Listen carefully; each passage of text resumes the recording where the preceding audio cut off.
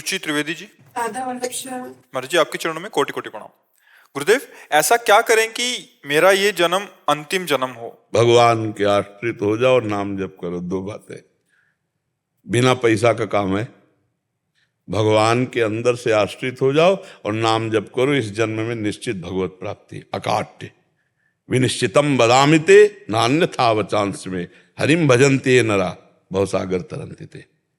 खूब नाम जप करो और अंदर से भगवान के आश्रित हो जाओ। 1 रुपया नहीं लगा, भगवत प्राप्ति हो गई। किसका प्रश्न है? अंदर से भगवान के आश्रित हो जाओ, नाम जप करो, बिल्कुल सरल भाषा में। और जो कर्तव्य कर्म कर रहे हो भगवान को समर्पित कर दो। बार बार शास्त्रों में वही बात आती है। अगर आज सत्संग जो सुना हो, भगवान पृथु जी अपनी प्रजा को समझा रहे हैं, शनकादि जी महाराज पृथु को उपदेश कर रहे हैं। सर्वलोक महेश्वर भगवान श्री हरि का निरंतर भजन, किसी की निंदा न करना, सहज में भगवत प्राप्ति हो जाएगी। जो भगवान की चर्चा सुनते हैं, आज सुना कि एक है कि यज्ञ में हवन करता है और एक है कि भक्तों के मुख में डालता है, संतों को पवाता है। तो भगवान कहते हैं मैं संतों के मुख से, जो भक्तों के मुख से पाता हूं, मैं बहुत प्रसन्न हो जाता हूं। तो अगर हम बन जाए हमसे, वही हम कह रहे हैं कि 4 रोटी में से 1 रोटी संत को पवा दिया। गृहस्थ में है, भगवान का नाम जप कर रहे हैं, अपने परिवार का पोषण कर रहे हैं, भगवान उसी में प्रसन्न हो गए।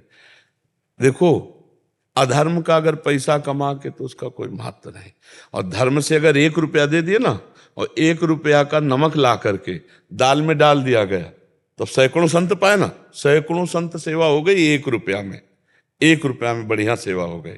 और बेईमानी करके गंदा पैसा आप दो और वो बुद्धि भ्रष्ट करे तो अपराध हो गया, संतों का भजन छूट जाएगा। तो गृहस्थी में अपने कर्तव्य का पालन करते हुए, भगवान के आश्रित होकर नाम जप करते हुए भगवत प्राप्ति सहज है।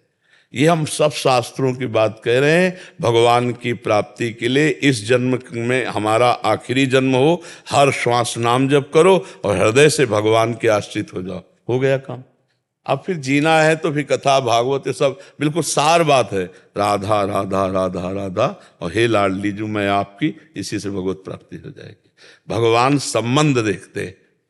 एक जगन्नाथ जी के सेवक थे जो अंग सेवी, अब वो गलत संग से वैश्यागामी हो गए, वैश्या का संसर्ग करने लगे। तो आपस में सब जितने पार्षद थे सब एकत्रित हुए और उनको बुलाया और कहा या तो जगन्नाथ जी को पकड़ो, वैश्या छोड़ो, और या जगन्नाथ जी को छोड़ो, वैश्या के पास जाओ।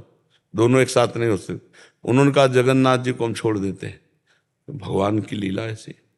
तो जब वो शरीर उनका पूरा हुआ, पूरे चरित्र के हम सारांश में होता है, तो जगन्नाथ जी ने अपने निजी पार्षद से कहा उनका अंतिम संस्कार ऐसे करो जैसे हमारे पार्षदों को होता है। तो उनका प्रभु तो वैश्या का संग करके आपको छोड़ दिया था। तो बोले थे उनका स्वभाव है, छोड़ सकते हैं, मेरा स्वभाव नहीं।